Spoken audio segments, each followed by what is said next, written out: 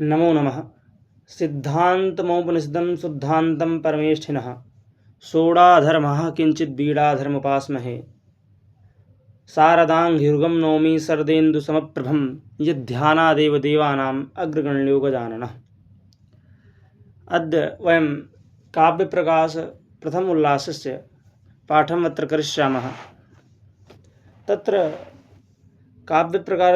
प्रकाशस्य प्रथमोल्लासे आचार्य मम्मटेन काव्यप्रयोजन,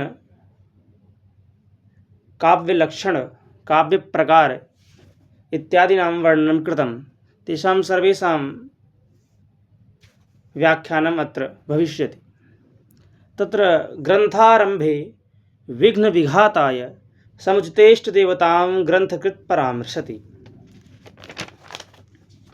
ग्रंथ के आरंभ में विघ्न की समाप्ति के लिए इष्ट देवता का ग्रंथकृत जो है ग्रंथकार मम्मट है वह मंगलाचरण करते हैं। मंगलाचरण समाप्ति कामो मंगलम आचरित। ग्रंथ की निर्विघ्नता से परिपूर्ति के लिए, समाप्ति के लिए मंगलाचरण किया जाता है। मंगलाचरण 3 प्रकार का होता है। आशीर, क्रिया, वस्तु निर्देशो वाप तन्मुखम त्रिविधम मंगलम, जिसमें आशीर्वादात्मक, नमस्कारात्मक और वस्तु निर्देशात्मक मंगलाचरण होता है। तो उसी क्रम में आचार्य मम्मट भी यहाँ मंगलाचरण कर रहे हैं। नियत कृत नियम रहिताम ह्लादैकमयीम अन्य परतंत्राम नवरसुरुचिराम निर्मतिम आधति भारतीर कबीर जयति। कबीर भारतीर जयति। कीदृशी कबीर भारती? नियत कृत नियम रहिताम, नियत कृत नियम रहिताम कबीर भारती जयति। जो नियति के बनाए गए नियम हैं उससे जो रहित है, ऐसी जो कवि की भारती सरस्वती, भारती तु भारती गिरवाण वाग सरस्वती, ब्राह्मी तु भारती भाषा गिरवाग वाण सरस्वती अमरकोश में कहा गया। तो सरस्वती वाणी के लिए प्रयुक्त हुआ है। तो फिर नियतकृत नियम रहिताम भारती कबीर जयति। किस प्रकार की? तो नियति के जो बनाए गए नियम हैं उससे जो क्या नाम है, नियत के बनाए गए नियमों से जो रहित है, ऐसी कवि की भारती वो क्या हो? तो उसको उसका जय जयकार हो। ह्लादैक महिम, एकमात्र ह्लाद ही है।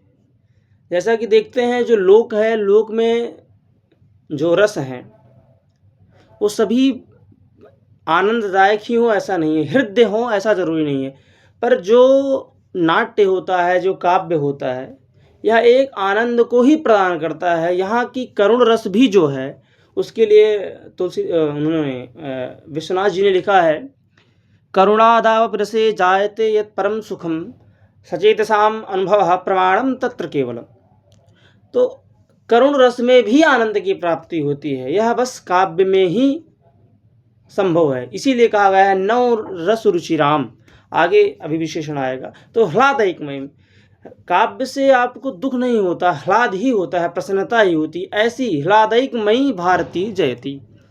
अनन्य परतंत्राम, यह अनन्य परतंत्रा है, अन्य परतंत्रा नहीं है। जो भारती किसी से, किसी के बनाए गए नियमों से युक्त नहीं है, सभी नियमों से परे है, अनन्य परतंत्रा है। ऐसी जो कवि की भारती। और नव रस रुचिराम, इसमें लोक में 6 रस हैं, वो भी सभी हृदय नहीं है, पर कवि शास्त्र में, काव्य में, काव्य शास्त्र में जो 9 रस हैं वो भी सभी रुचिर हैं। नव रस रुचिराम एतादृशीम निर्मितिम आदधति कबीर भारती जयति। ऐसी निर्मिति को, ऐसे स्वरूप को धारण करने वाली कवि की जो भारती है उसका जय जयकार हो। अब इसकी आगे कार्यक्रम व्याख्या करते हैं। नियत सत्या नियत रूपा सुख दुख मोह स्वभावा परमाणवाद दुपादानि कर्मादि सहकारी कारण परतंत्रा षड्रसा न च हृदय तैहि तादृशी ब्रह्मणो निर्मिति। जो ब्रह्मा की निर्मिति है वह सुख दुख मोह स्वभावा है, उसमें सुख भी है, दुख भी है। पर कवि की निर्मिति ऐसे ह्लादैकमयी, यहाँ बस एकमात्र ह्लाद ही है, प्रसन्नता ही है। ऐसी कवि की जो सृष्टि है ब्रह्मा की निर्मिति से जो भिन्न है, ब्रह्मा की जो निर्मिति है अन्य परतंत्रा है, वह वहाँ जो नियम बनाए गए हैं तदनुकूल ही कार्य होंगे। पद्म से ही सुगंधी आ सकती है, पद्म से ही सुगंध आ सकता है। परंच यदा यत् कवेः निर्मिति तत्र तु पद्मतः एव सुगंधि प्राप्ति भवति। पद्म से, कमल इत्यादि से भी सुगंध की प्राप्ति हो जाती है।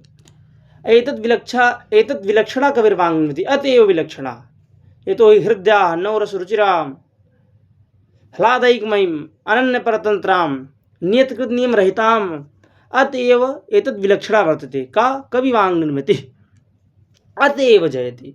जयत्यर्थेन च नमस्कार आक्षिप्यते इति तां प्रति अस्मि प्रणत इति लभ्यते। यहाँ जयति शब्द से नमस्कार करते हैं, जयति प्रणम्यते, ऐसा अर्थ आएगा। अब आगे इहाभिधेयम सब प्रयोजनम इत्याह। काव्य के प्रयोजन अब बताते हैं। तो कहते हैं कि काव्य के क्या प्रयोजन है। काव्य क्यों? क्योंकि ये तो ही शास्त्र में है, प्रयोजनम अनुद्दिश्य मंदोपि न प्रवर्तते। प्रयोजन को देखे बिना कोई मंद भी उसके प्रति प्रवृत्त नहीं होता, किसी कार्य के प्रति प्रवृत्त नहीं होता। तो शास्त्र को पढ़ने का प्रयोजन क्या है, इसकी जिज्ञासा सबको होती है। अतः आचार्य मम्मट लिख रहे हैं कि काव्यम यशसे अर्थकिते व्यवहार हृदे शिवेत रक्षतये सद्यः पर निर्वृतये कांता सम्मिततयोपदेश युजे। काव्यम यशसे भवति। काव्य किस लिए होता है? यश के लिए होता है। अब काव्य से यश किसको प्राप्त हुआ है? तो कालिदासादि नाम यशः। जैसे कालिदास कवि कब हुए? उन्होंने अपना काव्य लिखा, पर आज तक उन्हें यश की प्राप्ति है, लोक में प्रतिष्ठा प्राप्त है। यहाँ की दुनियालोक में भी लिखा है आचार्य आनंदवर्धन ने, द्वित्राः पंचसाः एव महाकवयः गण्यन्ते कालिदास प्रभृतयः। तो काव्य यश के लिए होता है। अर्थकृते, अर्थ की प्राप्ति भी काव्य से होती है। यथा श्री हर्षादेर धावकादि नाम धनम। हर्ष थे, हर्षवर्धन माना जाता है, उन्होंने धावक कवि से रत्नावली की रचना खरीदी धन देकर। तो ऐसा माना जाता है कि धावक जो कवि थे उनको धन की प्राप्ति हुई, धन का लाभ हुआ। अतएव श्री हर्षादेर धावकादि नाम धनम। तो हर्ष जी ने धन देकर जिस प्रकार धावक कवि से खरीदा, तो ऐसे ही जो कवि हैं उनको, या जो कवि हैं या जो पढ़ने वाले लोग, काव्य करने वाले लोग हैं, उनको धन की भी प्राप्ति होती। और अर्थकृते ये हो गया। व्यवहार विधि, काव्य से हम क्या जानते हैं? व्यवहार जानते हैं। लोक में क्या आचरण करना चाहिए, क्या आचरण नहीं करना चाहिए, इसका भी ज्ञान हमें क्या नाम है, काव्य से होता है। जैसे रामादिवत प्रवर्तितव्यम न रावणादिवत, ये जो हमको ज्ञान होता है वो कैसे होता है? तो शास्त्र के माध्यम से, काव्य के माध्यम से। काव्य में किसी कहानी के माध्यम से अपने आप में संयुक्त कराते हैं, फिर हमें उसमें उपदेश देते हैं। तो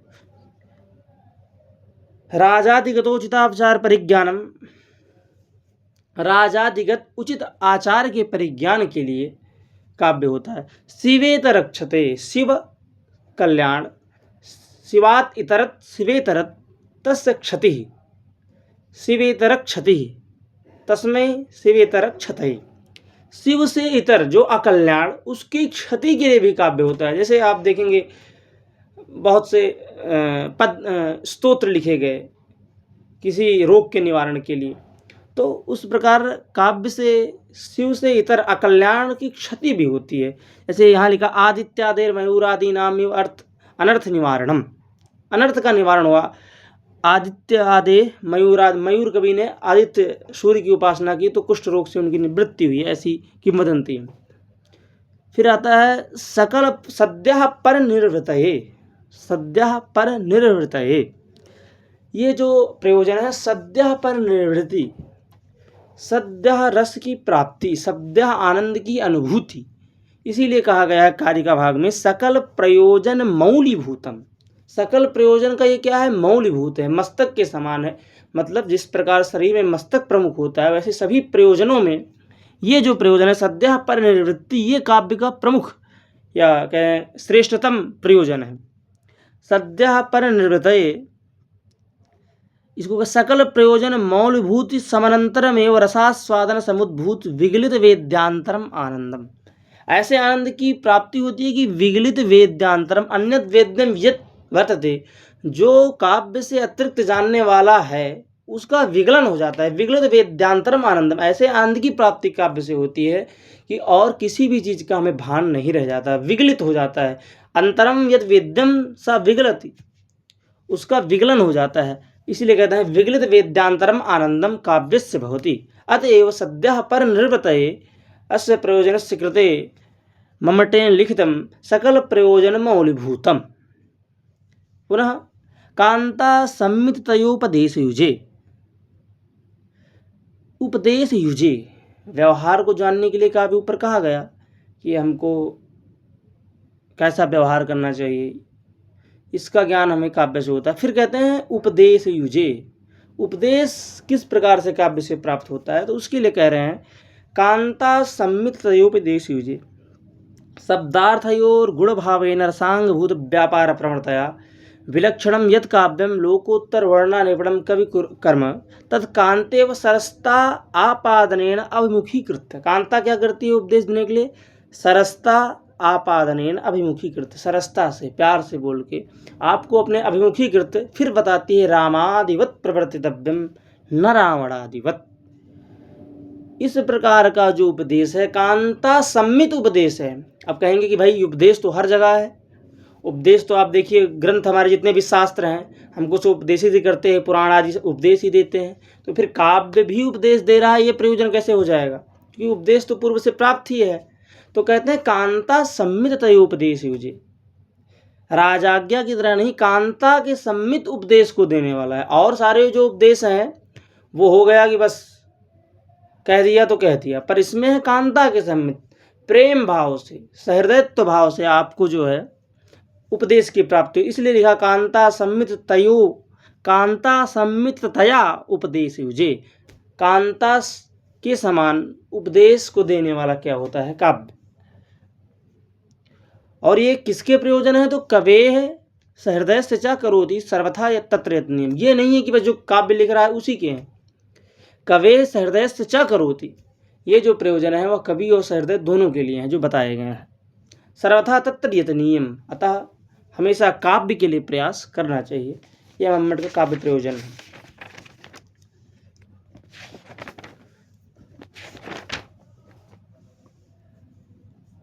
एवमस्य प्रयोजनम् उक्त्वा कारणम् आह, काव्यस्य यत् प्रयोजनं तत् कथितं मम्मटेन सम्प्रति आचार्यः अत्र कारणं कथयति। काव्यं कथं भवितुं शक्यते, केन कारणेन भवितुं शक्यते, काव्यं कर्तुं के तत्र हेतवः सन्ति तेषां कृते अत्र वर्णनं करोति ग्रन्थकारः। शक्तिर्निपुणता लोकशास्त्रकाव्याद्यवेक्षणात्, लोकशास्त्रकाव्याद्यवेक्षणात् काव्यज्ञ शिक्षाभ्यास इति हेतुस्तदुद्भवे। शक्ति, शक्ति बहुत जरूरी है काव्य की होने के लिए। शक्ति कहते हैं संस्कार को। संस्कार दो प्रकार का होता है, एक होता है जो अर्जित किया जाता है, इदांतनी और प्राक्तनी, प्रतिभा दो प्रकार की होती है, जिसको इसी शक्ति को किसी ने प्रतिभा कहा है, किसी ने संस्कार कहा है, किसी ने पूर्वानुभव कहा है। तो उसी शक्ति को कहते हैं शक्ति कवित्व बीज रूपा। संस्कार विशेषः, संस्कार विशेषः याम बिना काव्यम न प्रसरेत, शक्तिम बिना काव्यम न भवितुं शक्यते, कदाचिदपि न भवितुं शक्यते। प्रसृतम व उपसनीयम साथ, अगर आप शक्ति के बिना, आपके अंदर वो सेंस नहीं है जो काव्य लिखने के लिए चाहिए, तो आप काव्य लिखेंगे तो पर वह उपहसनीय हो जाएगा, आप ऐसा लिख देंगे कि लोग उस पर हंसेंगे। लोकस्य स्थाव, फिर लोक शास्त्र काव्यादवेक्षण, लोक का, शास्त्र का, काव्य का अवेक्षण मतलब पौनः पुण्य दर्शन। क्योंकि आप शास्त्र लिख रहे हैं तो साहित्य जो है वो समाज से ही होता है, समाज से इधर साहित्य नहीं हो सकता। तो उसके लिए आप लोक का भी ज्ञान होना चाहिए, शास्त्र का भी ज्ञान होना चाहिए और काव्य का भी ज्ञान होना चाहिए।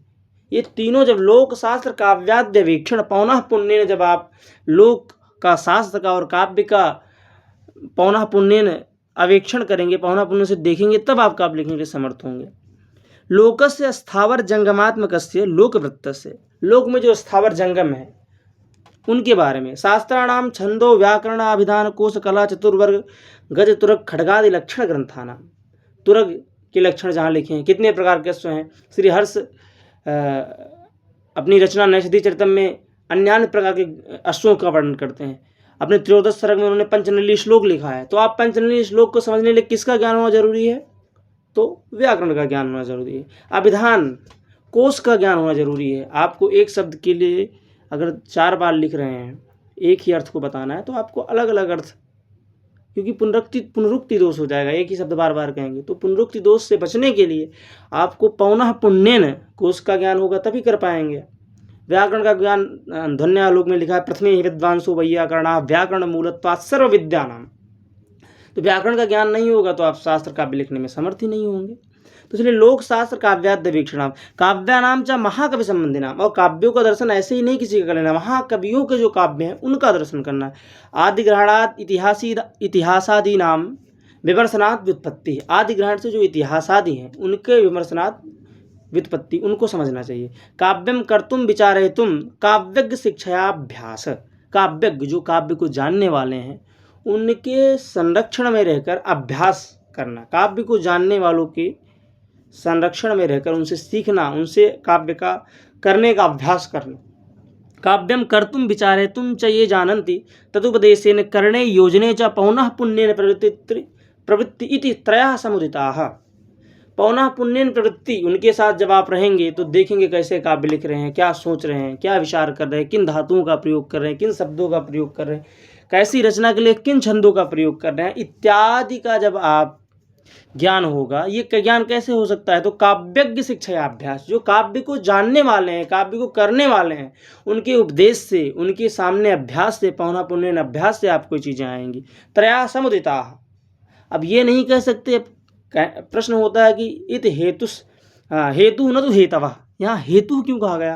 क्योंकि तीन है तो बहु से बहुवचनम, यहाँ बहुवचन होना चाहिए तो हेतवः कहना चाहिए, फिर भी आप हेतु कह रहे हैं तो इसका प्रयोजन क्या? तो कहते हैं त्रया अत्र समुदिताः, जो तीनों हैं वो समुदित हैं, तीनों की उपस्थिति जरूरी है काव्य के लिए। शक्ति, लोक शास्त्र काव्य का आवेक्षण और काव्य शिक्षाभ्यास, ये जब तीनों होगा तब काव्य हो। त्रया समुदिताः न तु व्यस्ताः, ये नहीं है कि शक्ति हो तो काव्य हो जाएगा, क्योंकि शक्ति नहीं है, आप शक्ति है, आपने व्याकरण इत्यादि का आपको ज्ञान नहीं है, आपको अस्वाद के कितने प्रकार होते हैं इसका ज्ञान नहीं है, कोश का आपको ज्ञान नहीं है, तो आप कैसे काव्य लिख पाएंगे? काव्य नहीं लिख पाएंगे। तो इसी के लिए, इसके लिए अत्र समुदिता, तीनों हेतु हैं। यथा तृणामणिरण्यन्याय, तृण, मणि और अरणि, ये तीनों अग्नि को जलाने के दाहकता के हेतु हैं।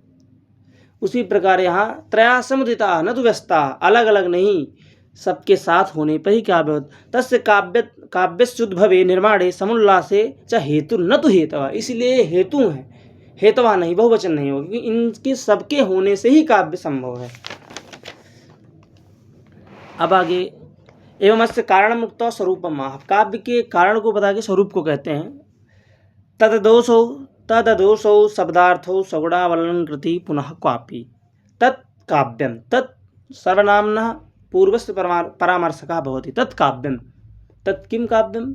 अदोषौ तत् शब्दार्थौ, शब्दार्थौ काव्यम, कीदृशौ शब्दार्थौ? अदोषौ शब्दार्थौ काव्यम, सगुणौ अदोषौ सगुणौ शब्दार्थौ काव्यम, अनलंकृति पुनः क्वापि। दोष गुणालंकारा वक्षन्ते, जो इसमें कहा गया है सगुणों, तो दोष गुण और क्या कहा गया है? अदोषो, दोष से रहित, गुण से सहित, कहीं कहीं अलंकार के अभाव में भी जो शब्दार्थ होते हैं वह काव्य कहलाते हैं। यह सामान्यतः इसका हिंदी अर्थ हो। दोष गुणालंकारा वक्षन्ते, अब इसमें जो कहा गया है अदोषो, तो आपको जानना होगा कि भाई दोष क्या है। दोष को जानेंगे तो अदोष को समझ पाएंगे। तो कहते हैं दोष गुणालंकारा वक्षन्ते, दोष गुण और अलंकार को कहेंगे। अभी जो उसके मूलभूत तत्व हैं उनको बता रहे हैं। पुनः आगे है सगुणो अनलंकृति पुनः क्वापि, पुनः क्वापि अनलंकृति, क्वाप इत्यनेन एतदाह यत् सर्वत्र सालंकारो क्वचित् तु स्फुटालंकार विरहे बिना काव्यत्व हानि, यत् तु सर्वत्र सालंकारो यो काव्यं भवति, यत् परञ्च यत्र कुत्रापि स्फुटालंकारः न दृश्यते न प्रदृश्यते तथा तत्र काव्यत्व हानि, उत्तम काव्यत्व हानि न, तत्र काव्यत्व हानि न भवति। एतत् काव्यस्य लक्षणं मम्मटाचार्यः करोति। पुनः उदाहरण रूपेण यथा यः कौमार हरस्य एव हि वरस्ता इव चैत्रक्षपा स्तेचोन्मीलितमारुति सुरभया प्रौढ़ाः कदम्बानिला सा चैवास्मि तथापि तत्र सुरतव्यापारलीला विधो रेवारोधसि वेतसि तरुतले चेता समुत्कण्ठते। अत्र यः कौमार हरस्य एव हि वरस्ता इव चैत्रक्षपा स्तेचोन्मीलितमारुति सुरभया प्रौढ़ाः कदम्बानिला, इत्यादि यद् हेतु वर्तते अत्र विभावना विशेषोक्ति अलङ्कारः वर्तते। विभावना विना हेतुर्कार्योत्पत्तिः यदुच्यते। यत्र विना हेतुः कार्योत्पत्तिर्भवति तत्र विभावना अलङ्कारः भवति। अत्र यः कौमारहरः, यः प्रथमवारं कौमारस्य हरणं कृतं सः एव हि वरः, सैव वरः वर्तते। सैव चैत्रक्षपा, तादृशी एव चैत्रक्षपा रात्रिः वर्तते।